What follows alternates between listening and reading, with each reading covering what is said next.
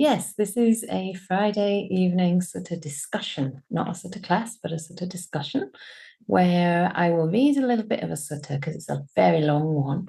And today this will focus on the 5 hindrances. Does that sound like a good theme? So often I veer away from talking too much directly about hindrances because of our tendency to focus on what's wrong anyway. And sometimes it's not helpful to continue to focus on that, but it is good and necessary to get a sense of what these things are so that we can recognize them, we can identify them, learn to work with them, and understand how they are blocking us from the deeper states of meditation, and therefore from seeing things clearly, seeing things as they really are.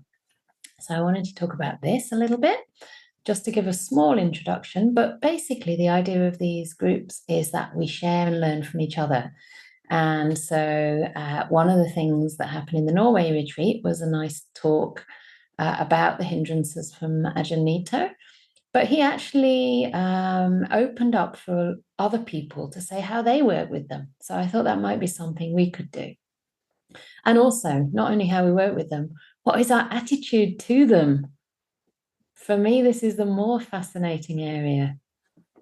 Do we condemn them? Do we want to get rid of them? Do we think we shouldn't be having them? Do we roll in them, even enjoy them? Who knows? So what is our attitude? And we can talk about this and many other things. So you're welcome at any time during the session to write a comment or question in the chat, and also to raise your virtual hand or your real hand if you want, although it's easier to see you if you raise the virtual Zoom hand. And we'll limit the questions and comments to 3 each. That's including comments. It's including chats in the box, just so that everybody has a chance to participate. So the sutta that I chose to read from today is the Samanyapala Sutta, and it's Digha Nikaya number 2. It's a very long sutta. The Digha Nikaya means basically the long discourses. And because of that, I'm only choosing a small part of that sutta. But I'll give a little bit of context to how it comes up in the sutta, just so that you understand where these hindrances kind of really become significant in our practice. You know, it's not so much in our daily life, although we do have a lot of hindrances, but sometimes they're more like outright defilement. I don't like the word defilements. They're outright kind of coarse forms of greed or ill will or just complete exhaustion, etc. But the hindrances, when spoken about in the suttas, relate more to the way these things affect us in our meditation, the way they are almost in a way the last kind of barrier to deep meditation.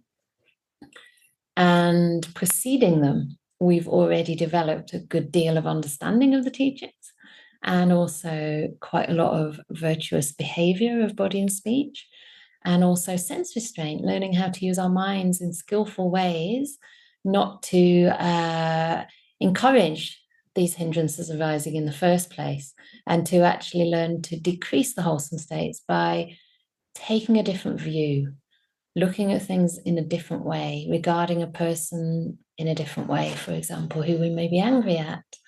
So by the time we actually come to sit down under a tree, as it says in the suttas, cross-legged, straight back, with mindfulness established in front of us, by that time we've already reduced the coarser forms of these hindrances, and what's left to do is to overcome them completely, and then to enjoy the deep meditative bliss states of jhana, where a lot of peace is found precisely because it's in at that time that you know you've knocked those hindrances out for a good long time. And that's one of the defining features of the jhanas, that the hindrances are absent.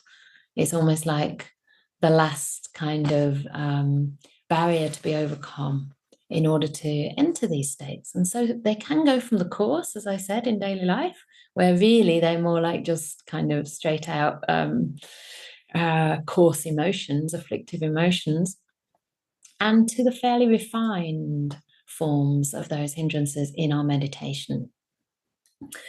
So the definition. I wanted to just mention the definition that the Buddha gives for the 5 hindrances. And he says that they are the obscurations of the mind that weaken wisdom and nourish delusion. Obscurations of the mind that weaken wisdom and nourish delusion.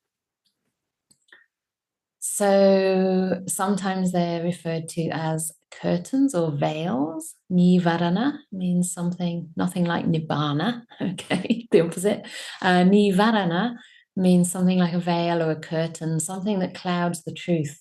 It's not something that completely stops you seeing, but it's like you can see something through that veil, but you don't see it clearly, so you might misunderstand what it is that you see. It's like you might see a shape and think it's, I don't know, a tree when actually it's a person, or I don't know, you see a shadow and you think it's something threatening when really it's just, I don't know, a mouse. So you see something, but it's distorted, it's bent.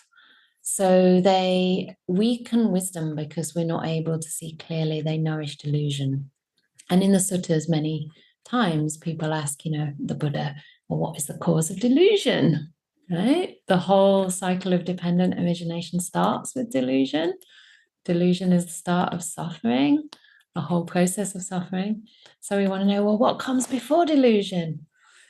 And the Buddha said that there isn't a first cause of delusion. However, there are nutriments to delusion, and those nutriments are the 5 hindrances. So the 5 hindrances feed delusion, again, by obscuring the truth, by bending the truth, by making it difficult to see clearly and to really know what we're looking at. So, anything else I should say? Well, familiarity with them, familiarity with their nature, as I said in the beginning, what causes them to arise, how they make you feel, how to work with them skillfully, what their antidotes are, is a fundamental skill that we need to develop as meditators.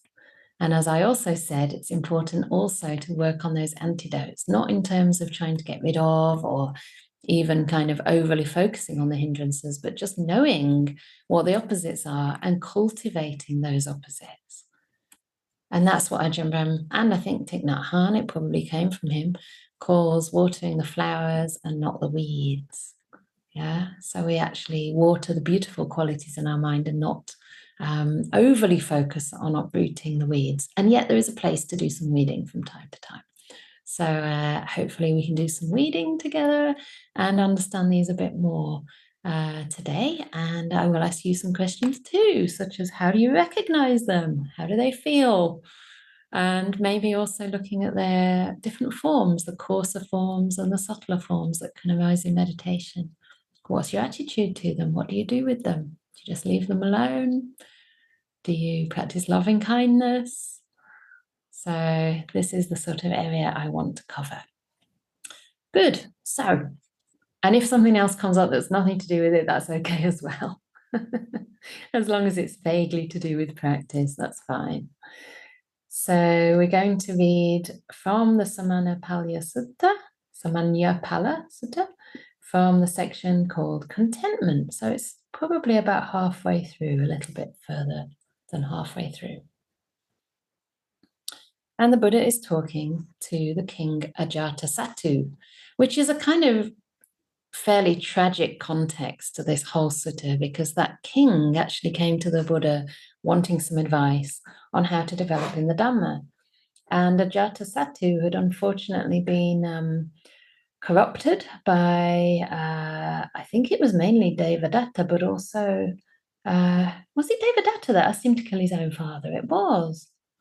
So Devadatta was the cousin of the Buddha, and he became a real enemy and went completely off track and encouraged this king Ajatasattu, who used to be a decent king, to kill his own father to take the throne.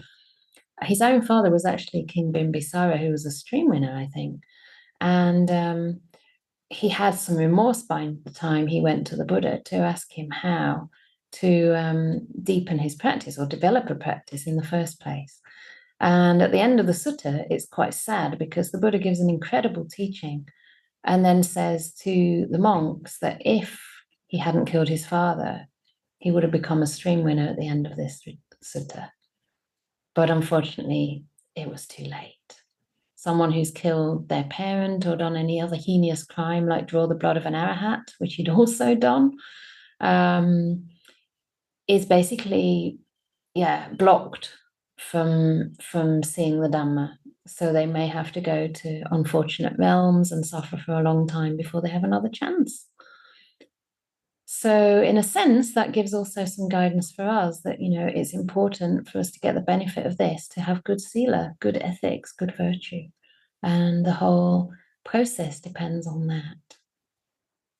So here we'll start from the part on contentment, and this is after we've already practiced virtue, and we've already established some mindfulness, some basic mindfulness in our day-to-day activities. And how, great king, is the bhikkhu content, or the monastic content, or any practitioner content? Herein, great king, a person is content with robes. So this refers to the monastic, robes to protect their body and alms food to sustain their belly. Wherever they go, they set out taking only their requisites along with them. Just as a bird, wherever it goes, flies with its wings its only burden, in the same way, a person is content with robes, or let's say simple clothes, to protect their body and alms food, or righteously acquired food for lay people, to sustain their belly. Wherever they go, they set out taking only these requisites along with them.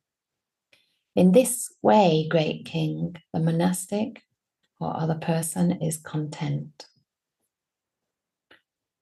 And then we have the abandoning of the hindrances. Yes, this is Bhikkhu Bodhi's version of this sutta.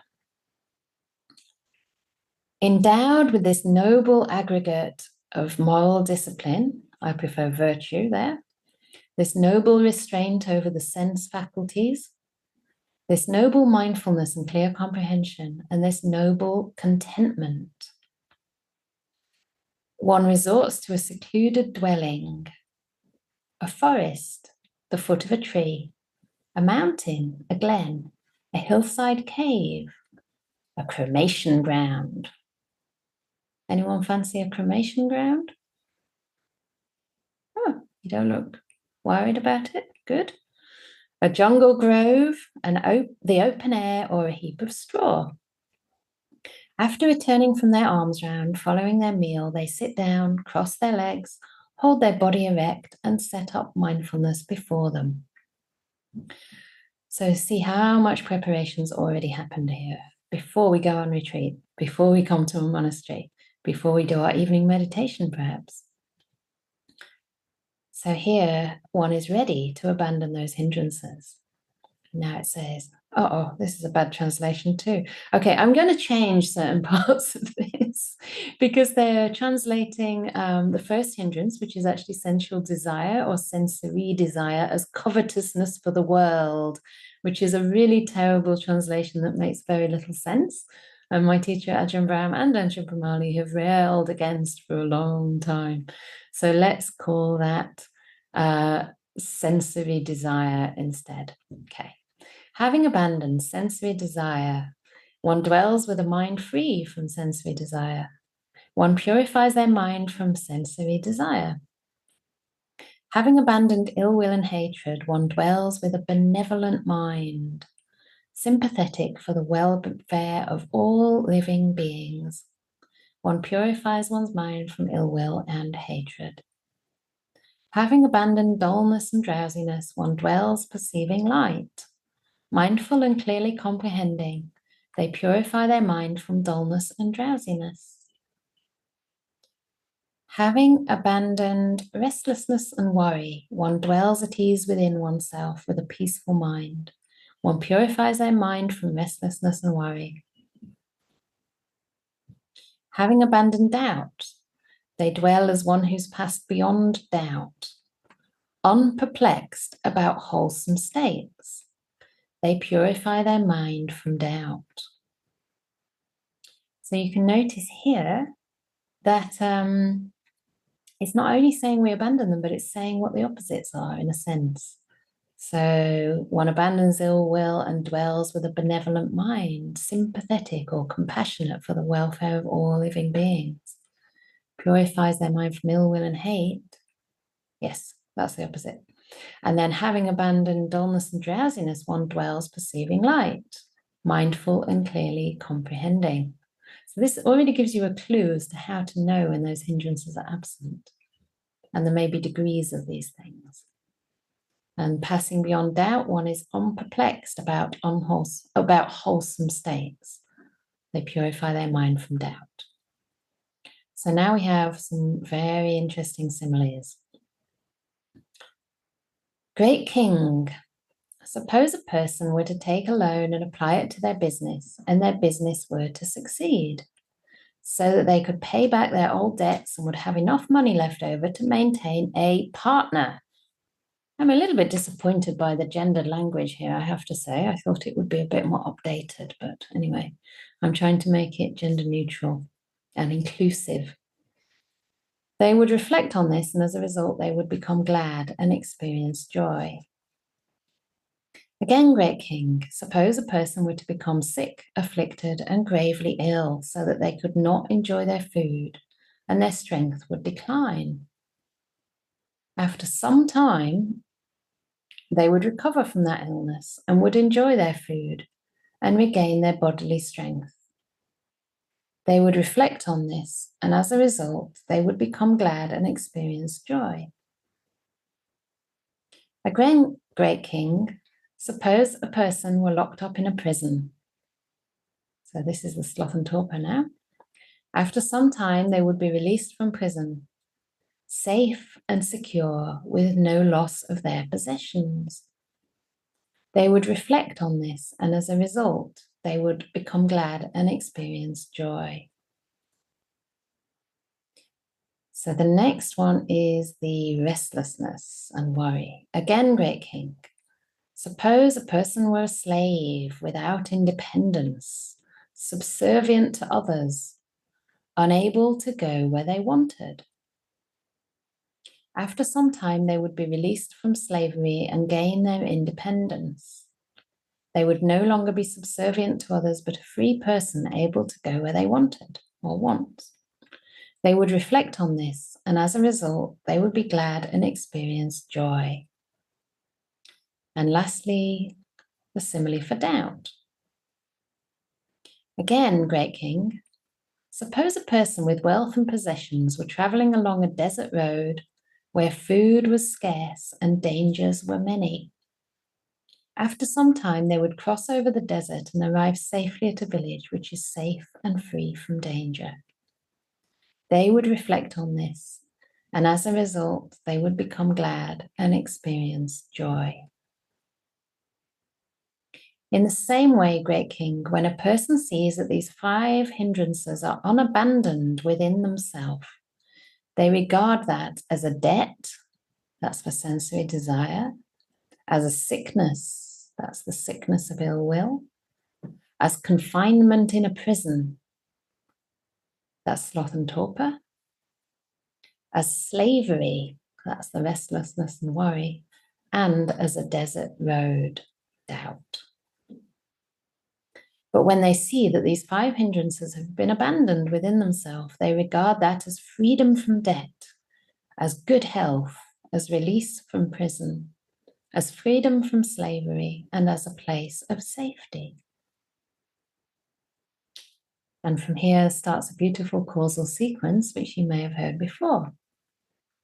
When one sees that these 5 hindrances have been abandoned within oneself,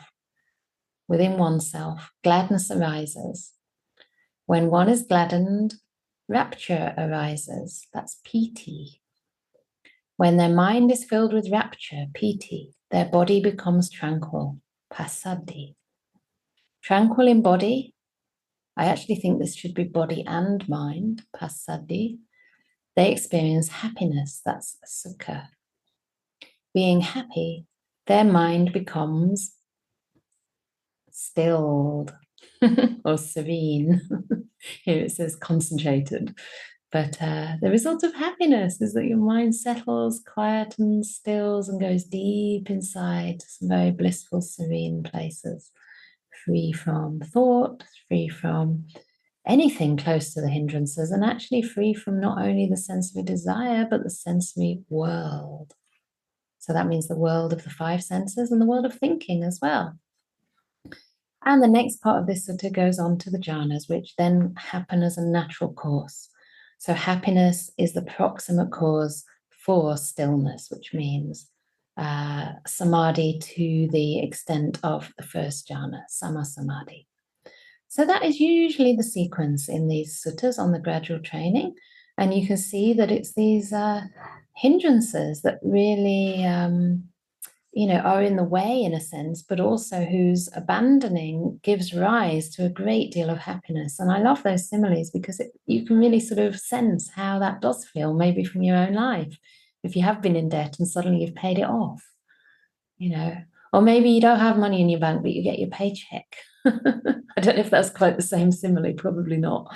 But, one minute you were angry, you were sick, you were ill, gravely ill, unable to even breathe properly because of your anger. And then you feel rather benevolence, freedom from sickness, good health. You're full of loving kindness instead. So this is the little part of the sutta that I wanted to focus on today and see what we might have to share about how we work with these things and how we recognize them, etc. So I'll open it up first of all, and later on maybe come back to my questions. But anything anyone would like to say either about the sutta, about their practice, about any of the similes, how does that resonate for you? Is it clear?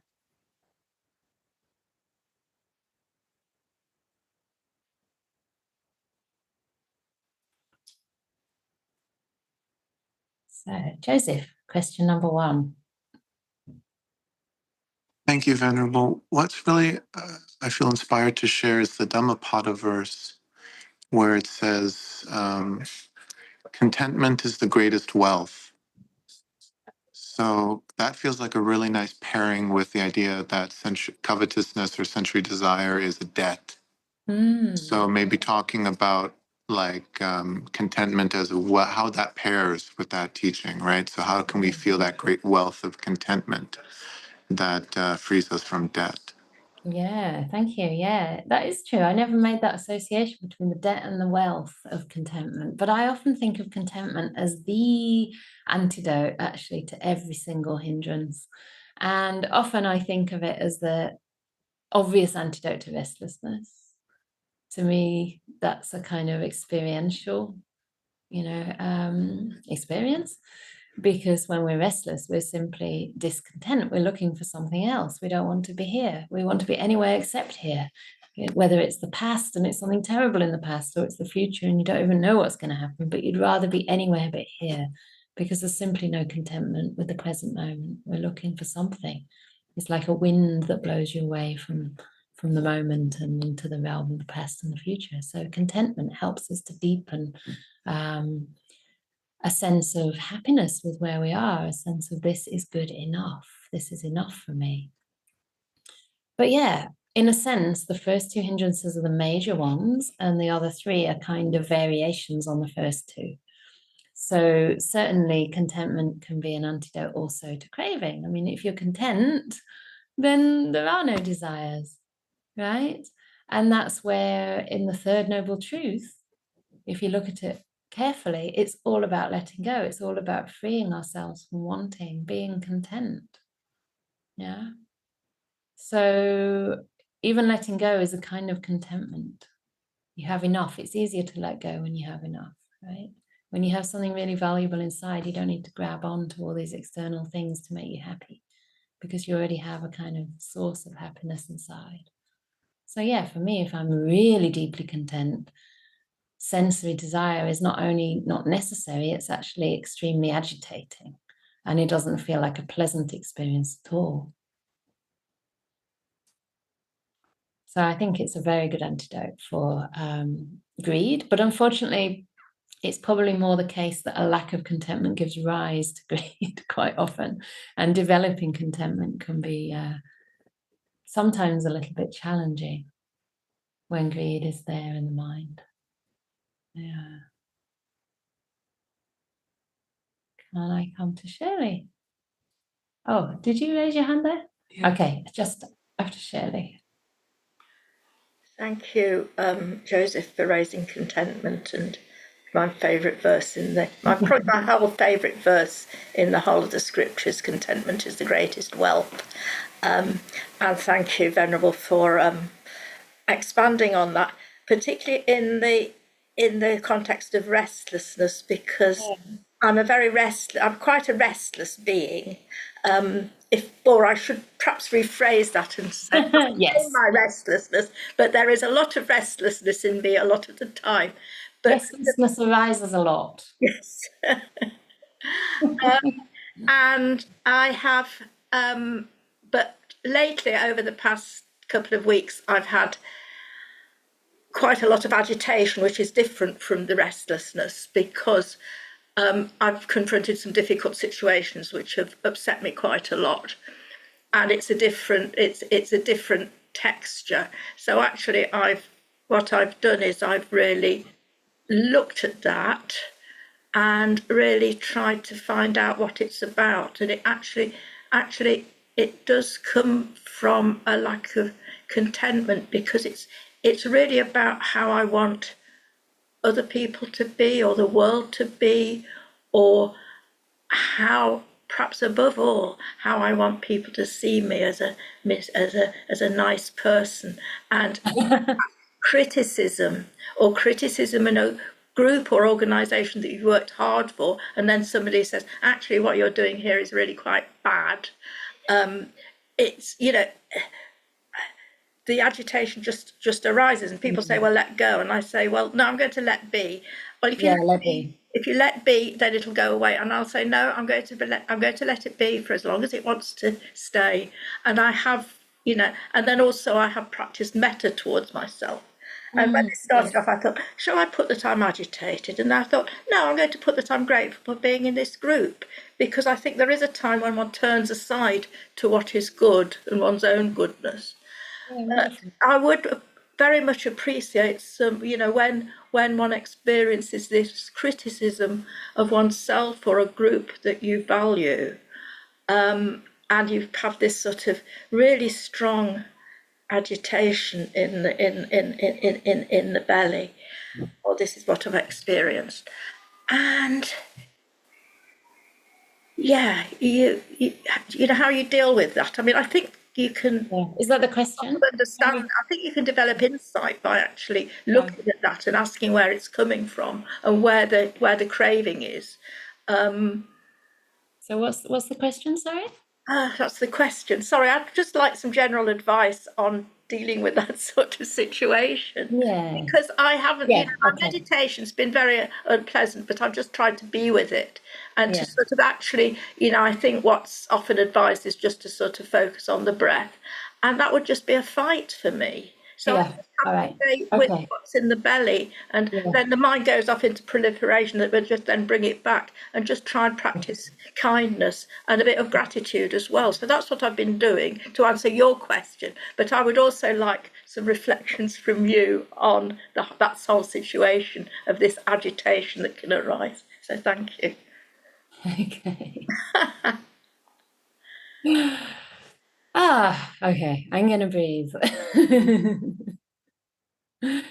And I think that's also a good way to deal with agitation, is sometimes just to slow down a little bit,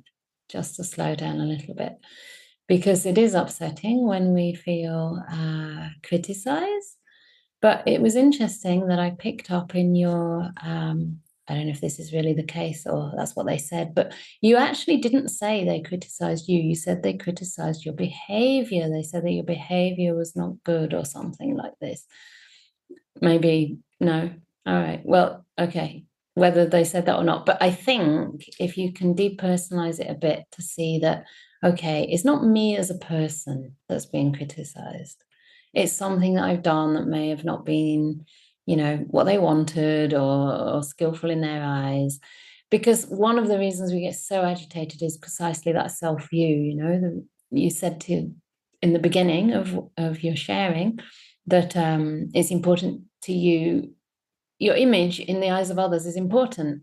You're not alone with that, I'm sure. We all want to plant a good image of ourselves in the eyes of others, right? And it's when that gets threatened that we feel extremely distressed. But this is actually nothing personal. Often it's not personal, it feels personal. We can take it personally. But to notice that it's that sense of, you know, self, basically, and self-view that's been hurt. And that is one of the causes for the agitation. So maybe sometimes a little bit of reflection on non-self and the conditioned nature of, you know, our behaviors and our actions, and the fact that this whole thing is out of control. We're doing the best we can given our conditions. You know, we can connect again with our intentions. Were they positive? Could they have been, you know, more compassionate or kinder? Maybe, maybe not. But right now we can be kinder to this whole conditioned process that we take to be a self. So I think definitely metta, focusing on your breath. I mean, maybe if you see your thoughts going out of control and, you know, the thinking is going very fast, or you're kind of thinking in a way that's creating more suffering, you can just literally stop and pause and just but actually trying to focus on your breath when there's a lot of other disturbance in the mind is really pretty much useless, and it would just entail a lot of force. For breath meditation, we need to be in a place of relative ease. The mind needs to be relatively subtle, so we don't need a lot of force. So I think you're doing the right thing by letting things be, and not letting them be to get rid of them, but letting them be genuinely, to say, okay, how can I be of service to you? How can I understand you? How can I give kindness to you right now? That might mean the thoughts, that might mean you yourself, that might mean the emotions that arise. So I think that's very skillful. And I don't think you should rush it either, you know, or wish it away, because there's always something to learn. But we can't learn straight away. I mean, there may be something in what they're saying that is useful, and if not, you can let it go. Once you've examined that in yourself, then it won't matter so much what other people say. Yeah, I hope that helps a little bit. Yeah. Okay, so we have 3 hands up in the room, but I'm going to come to Erica, who's here with us. If you can speak a little loudly, or come up a bit closer so people can hear your question or reflection. And then I'll come to people on the Zoom. I'm way up there. Yeah, thanks. I was just thinking about the English translations for the 5 hindrances. Yeah. And also words like greed and sloth are part of like the 7 deadly sins. And I guess kind of like in the English speaking world, that's like, okay, but God will punish you if you have them. But I wonder if that connotation would exist at the time of the Buddha, or like, what's like the value? Is there like a value judgment in the... No, I actually don't think there's a value judgment. Did you all hear the question, first of all? Yeah. So words like sloth and greed are kind of deadly sins in the Christian tradition. And is there a value judgment in the way the Buddha's framing this? So I actually don't think the Buddha makes a value judgment in many places at all, other than to warn us from doing anything that will cause suffering. I think his whole concern is with what causes suffering and what doesn't.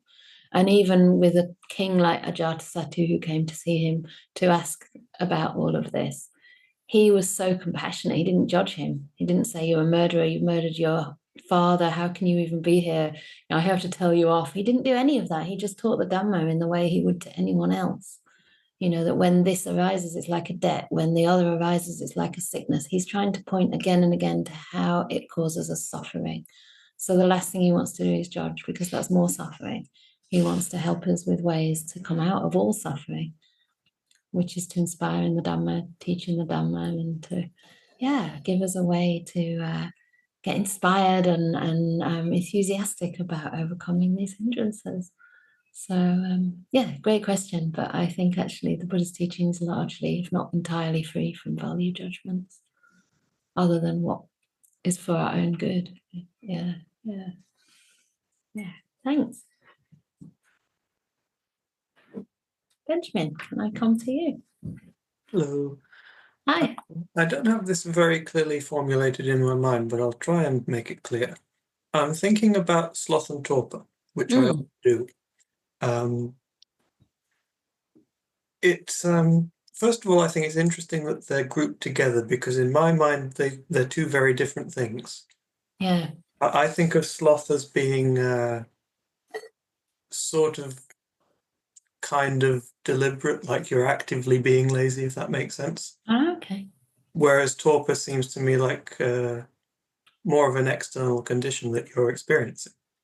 But that's sort of an aside. The main point I'm interested in is, well, as you know, I'm not a very well person. And I have a disease that essentially creates permanent sloth and torpor. Yeah. Or dullness and drowsiness. And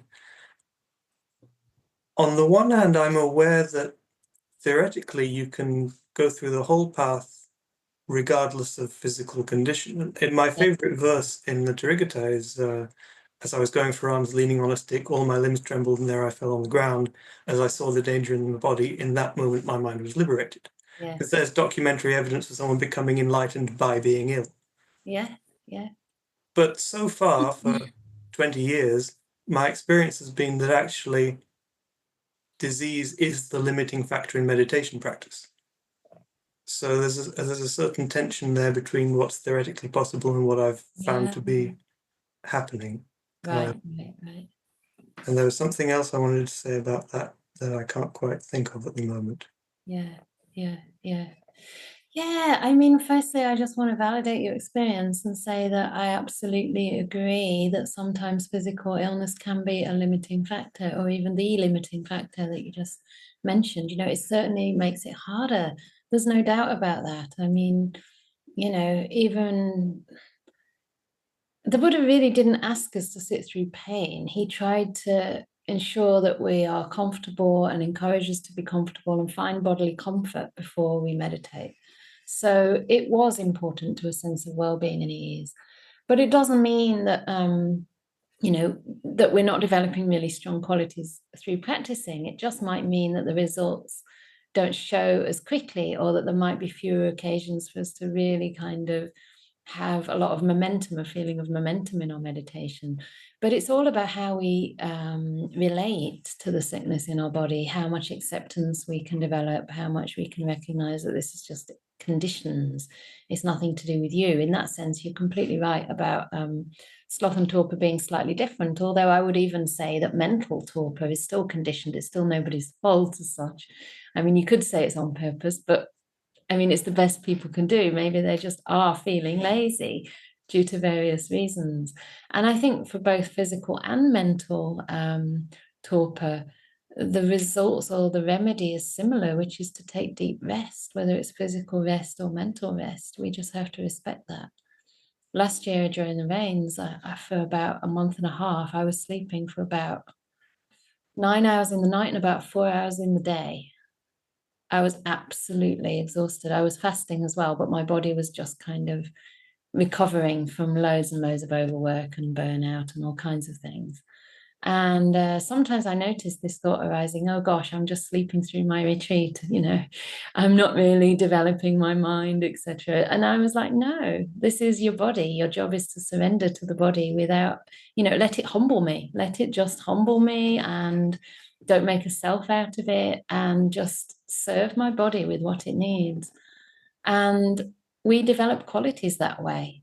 It's like we might not see the deep meditation at that time, but over time, when conditions change, you'll find you've developed a lot of good qualities. And I know that it feels difficult when, you know, we don't see a change for a long time in a single lifespan. But I do think the idea of the practice going on beyond one life can be really helpful there. You know, if that's something that you can even entertain as a possibility, that can bring some relief as well, because we're all going to have to face these things. And you know, people who have had perfect health and a lot of time to practice sometimes are complacent because of that, and then when they do get sick, they suffer a lot and their practice goes through the floor, you know. It happened in the Buddha's day. Somebody who had deep samadhi suddenly got sick and felt his practice crumbling, and the Buddha told him off. He said, when did I ever say that the practice was all about states of mind? You have to see these 5 khandhas as an affliction, as a dart, a boil, as alien, as not self. Contemplate in this way. So there are different practices we can do, and I'm sure you're doing that. And if you're keeping your virtue really strong and, keeping a sense of kindness and compassion towards your body and mind, and realizing it's nothing to do with you, it's causes and conditions that are beyond your control, then I think you're still developing very well on the path. So I don't know if that really helps or answers the question. Yeah. Did you remember the other aspect of the question? Yes, I did. The other thing was on a more optimistic note, I suppose. What I've found recently to be working well in meditation practice, in particular working with the hindrances, I think, is I've observed that there's a certain sense I can get of, I'd call it resistance. And I can notice that there's some resistance somewhere in my being to something. Yeah. And so, for instance, the big thing for me is how long I sit meditation. And I can sit for a certain time and then I feel, oh yes, I'm starting to resist sitting on some level. So now I need to stop. And that seems to be also a very effective way for me to work with all the different hindrances. Is they also manifest as a feeling of resistance somewhere in the system. And I'm starting to hit on the skill a little bit of noticing the resistance as it arises and either releasing it in some way, or if I can't do that, then just stopping and doing something else. Yeah, great. Perfect. It reminds me of the phrase, Mara, I know you. This resistance is Mara trying to stop you, trying to block you. And sometimes just saying, Mara, I know you, I'm not going to kind of, listen to you at this time, it will work. And other times it will be a fight. So it's better to just stop, change, do something else. Exactly. Maybe reflect on some teachings, or maybe play some chanting or whatever. Just go about your day, mindfully. Or phone somebody and say something kind, or whatever else it is. So I think there's a skill in knowing when to sort of continue, that it's not actually hurting us physically or mentally, and when to stop, when that becomes a kind of fight. And you have to use will, you have to use the sense of self to continue. Then it's better to maybe relax. So but I also hope that it can be possible to perhaps experiment with the continuity in different postures, so that if you are tired of the sitting and it doesn't feel like something that's healthy to resist the resistance to, that you can maybe change your posture, or just try to intentionally sustain a more meditative state of mind whilst moving into activity, or even just sitting on the bed, or whatever you have to do. This also can be good. So it's still your period of meditation in your mind. Great. And I do also think that on the positive side of things, working with sickness and the inevitability of our deterioration, basically, we're not going to get more energetic as we get older, probably, is a massive, powerful practice. It's not a pleasant one, perhaps, but it's powerful, it's real, and it's connected with reality, it's connected with suffering. So you are developing a lot of strength, and you make beautiful calligraphy of the Therigatha, which brings a lot of joy. Alexander, can I come to you? You're next on my screen. Thank you. Say hi. I mean, for me, it's dealing with worry, because I found anxiety and worry managed to creep into my mind, and then I'm suddenly worrying and I don't even know it, and other people notice it before I do. Oh, yeah. Right. Oh, great. Now I can't get out of my head again. So any advice would be appreciated. I mean, a lot of these things, someone was asking, I think Erica was asking me earlier about, the difference in a sense between the sort of different forms of the hindrances. And I think sometimes, you know, they do just arise circumstantially in response to something very obvious, like you see a chocolate cake, you feel greedy for it or something like that. And at other times, it's things we keep on defaulting to because they become almost entrenched as habits. So it sounds to me like that's more of a habit. And I mean, in my family, there's a lot of that as well. It tends to be the default, even if there's good news. Oh, but I don't know how long the good news will last, you know. There's always something to worry about. You can find no end of things to worry about. So with things like that, it might be, of course, first of all, recognizing that you're swimming in it so much that you don't even notice it. And it does take a good friend to say, actually, this is worry. There could be another response. So it's helpful if other people could point that out. And then maybe doing a bit of, you know, thinking around it. Sometimes the mind's thinking anyway, so it's good to challenge the thoughts and sort of say, okay, so, you know, is there really anything to worry about here? Is this just a sort of habit of mine? What if things do work out? Isn't that also possible? And find some evidence for that. You know, maybe take an instance in the past when you had a worry and it didn't come to fruition. Maybe remind yourself that the past, the future, everything is uncertain, especially the future. Ajahn Brahm often defines worry as like relating to the future with negativity, thinking of all the things that will go wrong. So maybe start thinking of some of the things that could go right as well. I think another thing to start getting familiar with the arising of worry is to become more embodied, to maybe start to sense in your body where you feel that worry. You know, how does it start? Is there some energy or some mood there already that's predisposing you to have a more worried sort of day? Sometimes it's a grogginess or a feeling that we're under-resourced. You know, we kind of feel like one more thing and we're just going to have too many worries. Sometimes there is a subtle anxiety there that, again, we might not be aware of if we're in our head. So see if you can get into your body a little bit more. And also metta meditation, which is an antidote not only to ill will, but also to fear, because worry is obviously fear-based. And metta, again, is more like looking at things through positive eyes. So doing some loving kindness as a regular part of your practice before you have the worry, but even when you have it, sometimes you can like, oh, you know, may I be happy, may I be free from this worry, this is suffering, let me be kind to myself. You know, what kind of words do I need to hear that are going to soothe this worried mind right now? And see if you can offer yourself that. So yeah, there's a few ideas, but yeah, be very patient because these habits are, I mean, it's incredibly common, but also they take time to build and they take time to change. So even if you just starting to notice it is a really big step. So very well done. Thank you very much. You're welcome. I'll come to Johnny and then to the chat. Oh, have I got to unmute you? Or can you?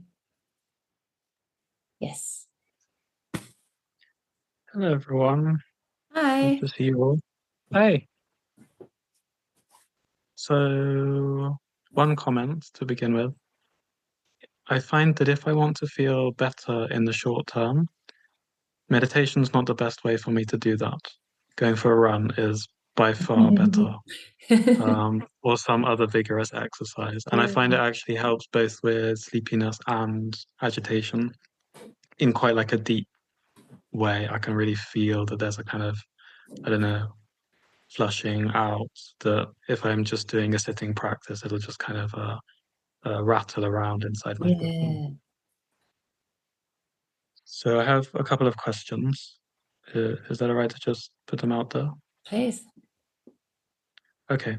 So I might just stop you after the first if it's a long one, so I can remember. Okay, sure. Okay, we can go one at a time. So I'm interested in, for you in your practice, are there any antidotes to the hindrances that you've found that are not found in the suttas? Ah, interesting. I'd have to think about that, wouldn't I?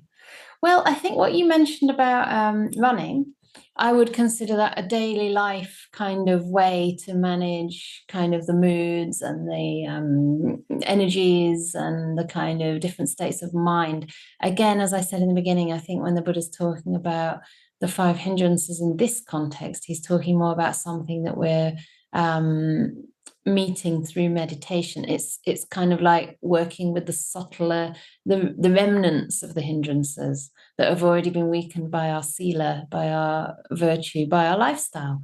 And exercise is part of what I would consider a compassionate lifestyle, like a healthy lifestyle. So actually, it's interesting you mentioned exercise, because I find the same thing. Like in the morning, especially after the work meeting, where I have to think of so many things and organize the sort of the morning, my mind is kind of tired already, like decision fatigue already. Maybe it's just the wrong time of day to have to make decisions because I've hardly woken up.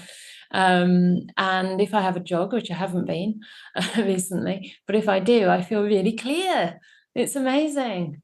And if I just carry on, no matter how much mindfulness I use in my work, it's more of a struggle. So yeah, that's an obvious, nice release. But I wouldn't say that's working with the hindrances in the context the Buddha's speaking of now. So in terms of the second part of the question, anything that's not in the suttas that I work with, I mean, a lot of the things, it's not that they're not in the suttas, but I mean, I think we find our own creative ways to apply the principles of the Dhamma. So things like sort of wishing oneself well or meeting the suffering with kindness. I mean, the Buddha doesn't exactly say that, but he does talk about right intention and about attitudes of kindness and compassion. So is there anything that's not in the suttas? I mean, I do think actually having phrases, it's not directly in the suttas, but then there are suttas about, you know, removing an unwholesome thought by putting in a more wholesome thought. So that I would try, especially if it's some kind of repetitive, a hindrance in the form of thoughts. We haven't really spoken about this, but a lot of hindrances, let's say thinking is full of hindrances. Like it's almost entirely hindrances, at least restlessness, right? Restless thoughts. So to slowly calm them down is really helpful. But gosh, you've really got me there. I'd have to think about that. Is there anything that's not in the suttas? Yeah, I mean, daily life things, obviously, like stretching as well is really good. Spiritual friendship, but that's in the suttas. I think he covers a lot. So although it might not say exercise, I mean, in a way it does actually, because it talks about going for arms round, walking to the village, being aware while moving forward, moving backwards. Yeah, bringing mindfulness to everything we do. So although it's not expressly there, I think it's still skillful. All right. Was that the only question, or was there another question? Because we've got a few questions adding up here. Yeah, sure. There is another, but that's fine. Okay. If it's a quick one, I'll give it a go. How many questions have we got? Okay. How are the metaphors in the sutta useful for practically overcoming the hindrances? That's what I wanted to ask all of you. I'm so sorry.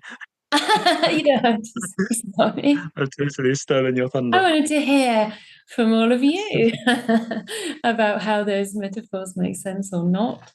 Yeah, maybe that could be your homework, and we could talk about this next week, about the metaphors. What do you think? Would that be a good idea? Yeah? Is that a good idea? Yeah, I don't know if I'll be here next week, but... Oh, okay, but you can hear the recording. Yeah. Can I? Nice. That's interesting news. I hope so. We'll record it anyway. Okay, fantastic. Is that okay? Do you mind me skipping? Because it's a big no, that's absolutely fine. Yeah, I will like to hear from all of you. I'm coming to the chat and then to Sunma. Okay, for a while I've been suffering from sleepiness when I wake in the morning, meaning I couldn't practice samatha or mindfulness effectively. To start with, I was disheartened and cross with myself, but now I find metta meditation is perfect first thing in the morning. Yay! This is how we customize the practice to suit ourselves. First thing in the morning, and I practice samatha or mindfulness later in the day when my mind is brighter. The change in routine now suits me very well. The operative word being now suits me very well. And later, when it doesn't suit you, please change it again. So very good. That's excellent. Yeah. And by the way, metta is a form of mindfulness and a form of samatha. So actually, there's no wonder that your samatha and mindfulness have been given a boost, because you've added to the samatha and mindfulness right intention as well. So metta meditation is awesome. And it does brighten the mind. It does soften the mind as well. So excellent. Yeah. Very good. I'm coming to Summer now. Hi. Hi. Hi. The question of debt. Debt. The debt that a hindrance is like having a debt. Yeah. I listened to to a bhikkhu talk about this in regard to the training, and I was totally perplexed. I could not wrap my head around how can you put debt together with hindrances? So I can start to investigate what's the debt, where is the debt, and wrote about it, but I don't remember it right now. I'd have to look at it, and I can't look at you and look at that. Sure. It's in my computer. Yeah. That I wrote it in word processing. So still, whenever I hear debt associated, it just drives my brain crazy. Interesting. Yeah. I just can't feel it. I can't feel where. I feel that. Yeah. What's this debt in regard to an adjective? Okay, yeah. I mean, I could say a little bit about what I understand there. And I think for me, around sensuality, sensual pleasures, it's something to do with it's something to do with how bad you feel when you lose it. So it gives you a kind of short-term happiness, but then you can get addicted to that, or you can get dependent on that. And then when it's not there, you feel even worse than you did before. So in other words, you have to kind of pay it back with more suffering. So you're kind of, yeah, does that make sense? Yes, very much. And I have experienced that, yes. Yeah. Of course.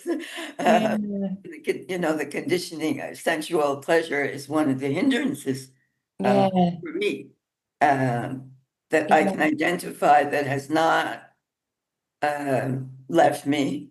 Right. And I'd say ill will also on the subtle level. Yeah. I mean, it's like, oh, those SOBs. I see their suffering. Yeah. I can see their suffering, but I also get agitated. Sure.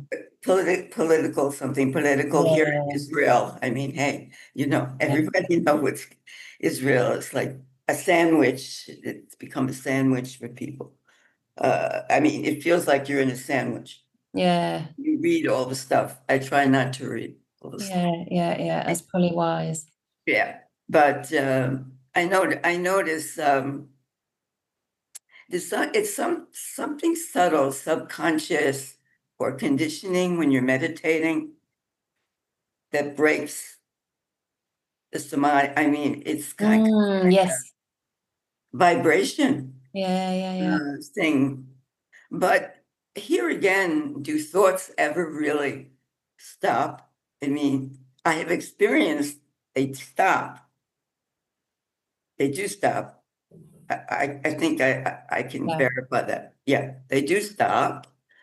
But then it's sometimes a feeling. Yeah. In the body. It's like there's something bubbling up, some kind of. Yeah, but it's bubbling up. It never really explodes because you're in samadhi or entering. Yeah. Half. Yeah. In and it's out. Like they've not been fully kind of quelled. Yeah, which I think is, the case until you're in incredibly deep samadhi. And, even before sort of jhana samadhi, I have experienced having no thoughts for extended periods of time. But then, of course, they can easily resurface. You know, they're never that far away. I mean, if the mindfulness is really strong, you can keep them at bay for a long period if you've got really good conditions. And this is after several months of practicing in Burma where I had nothing to think about and they just kind of stopped. Right. But of course, there was still a bubbling from time to time. And it's not that they weren't there between the meditation sessions. They would still be there because there's just something about the sense of self and the wish to be that has to keep on thinking. You know, that's one way that the self expresses itself. Yeah. So we think we're ready to like relinquish the sense of self, but it still wants to express itself, doesn't it? Yeah, I was just going to say, because I'm listening to what you're saying, and I can identify with it. Yeah, the conditions is very important. yeah, it is. It is in everything, in every way. In every way. But I think, you know, what you say about the craving and the ill will, I mean, they are the main hindrances and we can't really fully overcome them until like the third stage of enlightenment. So they're going to be there. And it's really, I also like what you said about, you know, the vibrational sort of experience of these things, because they can be that subtle, just like a stirring up inside. But it's sort of like if you're scratching a lot, you know, that's the subtle to me. Yeah. And that's my experience over years, whatever. Or if you have to move, or you have to, your eyes are going somewhere. Absolutely. Or you're actually, you're identifying the sound, not just the sound. It's the subtle hindrance. That's what Yeah. It's very subtle and it's the thing that takes you out, like you say. It's the thing that takes you out into the world. That's why Ajahn Brahm likes to translate the first hindrance as sensory interest also, like any interest even in the sensory world. Oh, yeah. Yeah. Thanks for that. It's really great. All right. I guess last question. So, would it be skillful to investigate if there are 6 kinds of contentment based on being 6 times of craving? You can if you want. It sounds a bit complicated to me. Wouldn't we be content with one kind? Can't we be content just with one kind of contentment? Do we need to have 6? You can be content with different things, but I think contentment's contentment, and it usually spreads to everything. Would our hearts be free of craving for sights, sounds, tastes, touches, and ideas, especially mean they're perfectly content being free of this? Yeah. If you're perfectly content, then you don't need any kind of sight, sound, smell, taste, touch, or ideas. And that's why at the end of the life, you just don't need to take a rebirth. You don't need the senses anymore. You don't need to have a brain that thinks. You don't need to have a sense of, you don't need to be. Yeah. To use positive language like you often recommend. Yeah, that's nice. In other words, our hearts are perfectly content rather than our hearts are free from craving. Yeah, I agree completely. I think the highest happiness means the happiness of contentment, absolute peace, full contentment. Sometimes if I really want to do metta, like with a bit of a oomph, I say, may I be profoundly peaceful. May I be completely content. Because that to me is the most beautiful state of mind. Even just thinking about complete contentment is just so fulfilling, so enriching that, yeah, of course, there's just nothing else you need ever again, let alone input from the senses. Yeah, that would just take you out. Yeah, glad, Shirley. I'm sure you're on the right track. I think when you said letting be rather than letting go, and also not letting be to get rid of, that's really key. So very good. Excellent. We're actually going to end on time. So wow, there's a lot more we could say about all of this. I don't know. What do you think, people? If next week we would continue on this theme and maybe talk about the similes more and maybe give you some homework to bring some examples, just check out in your life whether you notice some of these hindrances arising and you can see them as a debt or as sickness or as a, what are the other ones? As slavery or as being in a prison or being lost in the desert. Of course, you might have other observations throughout the week that, come up. So note them down, and maybe we can have some little breakout rooms as well, so you can discuss a bit with each other as well. So please do that. Otherwise, I'll be left with nothing to say. And we'll meet for some discussion. So tomorrow morning, I'm teaching metta meditation for anyone who wants a morning boost or an evening boost if you're in a different country. Or a very early morning boost if you're in Canada. And tomorrow afternoon, we have a special Vesak celebration with myself and Ananda Bodhi. She'll give a little Dhamma talk about the Buddha's life and what inspires her about Vesak. Vesak is celebrating the Buddha's birth and enlightenment and everything else, as in passing away to Parinibbana. And yes, that's at 3:30 in the afternoon, British time. And then what else? Oh, Monday evening I'm teaching in Oxford, but that's only for people in Oxford, I guess. But that'll be recorded. And then I'll see you next week. Okay? Excellent. So Manori, would you like to say a few words too? Yeah, and thank you again very much for this lovely teaching on hindrances. I was remembering those PowerPoint presentations that Ajanita was putting. Yeah. Yeah. And so for all of us, I'd like to say a few words about generosity. And giving develops wholesome qualities that form the foundation of our Dhamma practice. And the Buddha said that the wisest way to give is when one gives with a heart full of joy for the purpose of beautifying the mind, for equipping the mind for the practice of serenity and insight.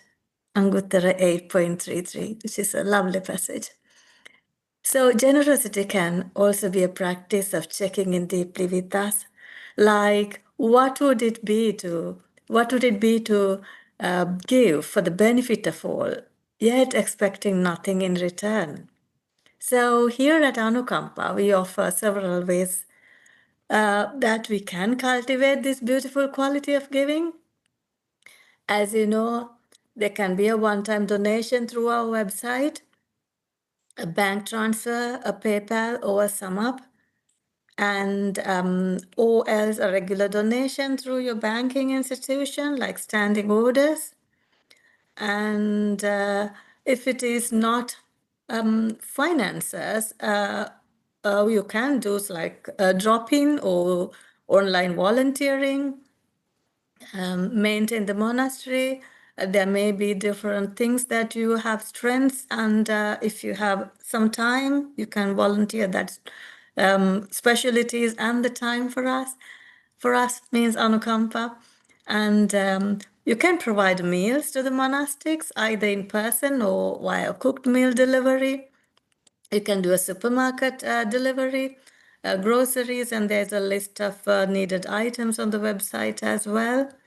And you always, invited to check for special retreats in the online. You can see in the Facebook and the website, and also a good way is to see the newsletter. And wishing you all in a practice, and see you next week. Thank you. Thank you so much, Manori. And just to say, for anyone who hasn't got the link yet for tomorrow afternoon, you do have to register through the link that's on the website. So if you go to our events page and you scroll down to the Vesak, I think it's called like Meditate Like a Buddha. So you're all going to be enlightened tomorrow. Meditate Like a Buddha. You can press the button and register. It's donation based. So all you have to do is just register. And then basically those messages that people have registered come to the Zoom account, and I just have to press the button and you get your link, but I haven't had time to do that today. So anyway, if you feel like, oh, has she got my registration, register again. I'll look at it right now, and I'll look at it tomorrow morning. Okay, so no one should get left out. So I hope I see many of you tomorrow. Take care, everyone. It's lovely to see you, and wish you a lovely evening or morning or wherever you are. So we usually unmute you all now and you can hear each other's voice and wave goodbye.